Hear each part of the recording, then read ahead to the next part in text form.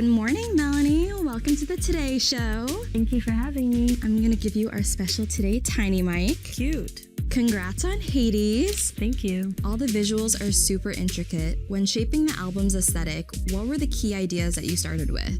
So I started reading this book, Parable of the Sower by Octavia Butler, and it was very inspiring to me, especially as the world is very heavy right now, and I think a lot of us feel the dystopian nature of what is going on. I just wanted to write about as many topics as possible that felt important and poignant and kind of my lens on everything that's happening in the world right now. So, yeah. What do you hope fans take away from this Hades universe? I hope that they can feel a sense of community and togetherness, and that like our collective grief can kind of help us come together rather than push us apart, build community over, individualism, which is very rampant in America, and that's pretty much it. I just want to bring people together. That's beautiful.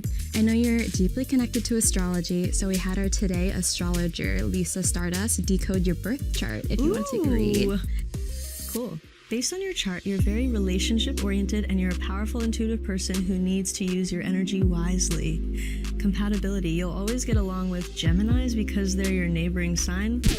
I'm sorry, I hate to say it, I am very big into astrology and I do not get along with Geminis. Oh my gosh. I do not. Your best match is Taurus because it rules your house of partnerships, instant soul connection. You have an electric spark with Aries since that's your Venus sign.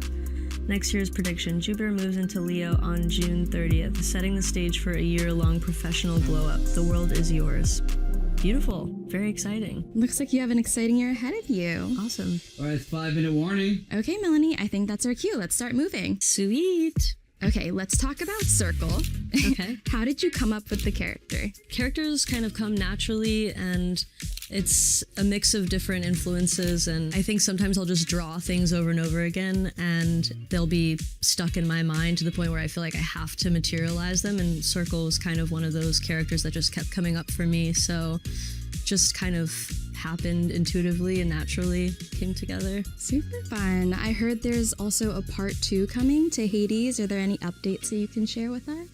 I don't have any particular updates. I'm actually still finishing up that album because I want to make sure that it's perfect and I feel 100% about it before I release it into the world. So I just wrote a couple new songs actually for it this year, funny enough, and I'm just constantly writing, and I have one more song left that I want to write for it, and then it should be done, and then I'm not sure when it's gonna come out, but I'm really excited about it. Okay, I'm obsessed with this look today. Can you break down what you're wearing, maybe who you're wearing? So I love costume designing. It's one of my favorite things. I love designing things in general, so I'll just sit for hours on my iPad and draw up little, endearing kind of drawings. I'm not very good at drawing, but it's something I do just to be able to get an idea across. So this was one of the drawings that I had on my iPad that I worked with an amazing team of people on. So I'm very grateful and lucky to be working with such amazing people. So this is a custom vibe. Oh my God, stunning. We also have to get a close-up on these nails. They're so fun. Little slugs.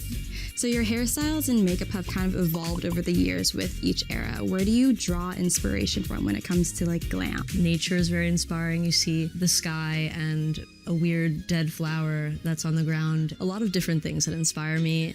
So I just kind of pick and choose wherever, my heart kind of goes. Fun. Okay, we have a surprise for you in the kitchen behind me if you want to come over this way. We know you love matcha. I do love matcha. So we set up a little matcha station for you if you want a little caffeine boost. Oh, I would actually need it so bad. So Thank you so much. Of course. No pressure to actually drink it after you're done, but obviously feel free. Thank you so much. We thought it might be a little therapeutic to make it. That would be great, yeah. And you got pistachio milk, so that's my favorite. Thank you. So what's your usual go-to order? My normal go-to order with matcha is definitely usually just a classic iced matcha latte with pistachio milk, but I'll also do a cold foam situation on top and honey. I really like, or agave if they have, but if I'm feeling really fun and I want something with a little bit more sweetness to it, I love flavors like pandan and like ube and like black sesame, like that kind of infused in the matcha is like my favorite. I like the double matcha. Yum. Yeah. How many All the matchas? caffeine. How many matchas do you typically drink in a day? 4. Oh my gosh. I saw a video of you making matcha at home, and I love how fun and whimsical your house is. Thank you. Where did that design inspo come from? So when I got the house, I knew that the bones were right, but it was very different when I got it. It was kind of rustic and almost like equestrian-like and very like old feeling. I just drew over every room like on my iPad, and I worked with just like a contractor and went over every single room. Like I knew I wanted to plaster over everything, so like the fridge is plastered over, all the walls, the floor. While I was on tour, I'd come back and be like drawing on the walls, like drawing little like nooks, like the shapes and stuff.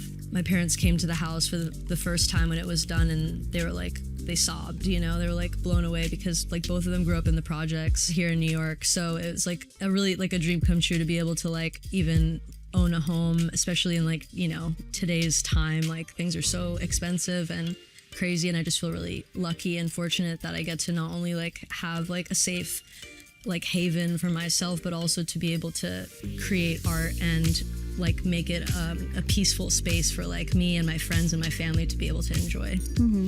Is it true that your last home was haunted? Yes, my last home was haunted. There was a lot of spooky things that would go on. A lot of voices, weird music would start playing in random rooms. It was really strange. All my friends who would stay would be like, I heard someone in the middle of the night wake me up. It was like a weird man's voice, and I'm like, that sounds awful. But it was never like, nothing like crazy, like physical or paranormal happened. It was just like loud sounds, really weird things. Like I was just like sitting down watching a show or a movie or something and heard, it almost sounded like every dish in my like all the cabinets had just fallen down, like in the house. And me and my friends were like, what was that? And we checked all the cabinets, nothing had moved. It was so weird, but it was just the sound of like chaos. So I don't know, like that house was definitely spooky, but my current house is like really chill and there's like very clean energy in there. Have you ever had a good interaction with a spirit that has stuck with you to this day? Yeah, I mean, I used to light candles and like pray to fairies to like come and like show signs of existence. You know, I'd be like, just leave something somewhere in the house. But I do believe in the fae. I think they're around. Delicious. Let's see if this is the right ratio. Close enough. Filled to the brim. I know, literally, I'm gonna have to. And there you have it, a matcha. A matcha made by Melaní Mартінез.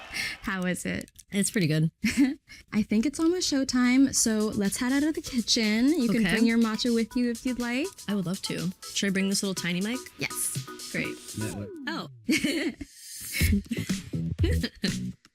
Okay, Melaní, I heard that you love a good horror film. If you could star in one, what type of character would you play? It's a good question. Definitely some sort of possession kind of movie. I think it might be fun to play someone who is completely possessed by some entity. Speaking of films, I know you're also working on scripts for the Hades film? Yes, I am. Will you also be directing and starring in it like you did for K-12? Yes, I am. It's not going to be like K through 12 where it was more musical. It's going to be more of a narrative film. So it's my first narrative feature film, which I'm really excited about. Oh my gosh, how does one even direct and star in something at the same time? It's really difficult, and you have to do a lot of pre-prep and shot listing and storyboarding to make sure that you know exactly what shots you're getting prior. So it doesn't leave a lot of room for like on-the-fly moments, but I kind of like to be prepared. That's like my favorite. I'm very like meticulous about like my craft and like making art in general, so it's fun for me. I do enjoy it. Okay, Melaní, you're gonna take this elevator to the first floor and then we'll meet you down there. Sweet. So before we part ways, it's today's show tradition to sign our signature wall. Will you do the honor? Yes, absolutely. Perfect. We'll come down this hallway. Here's our wall. We have a fresh new one for you. Sweet. I can hold your matcha. Thank you so much.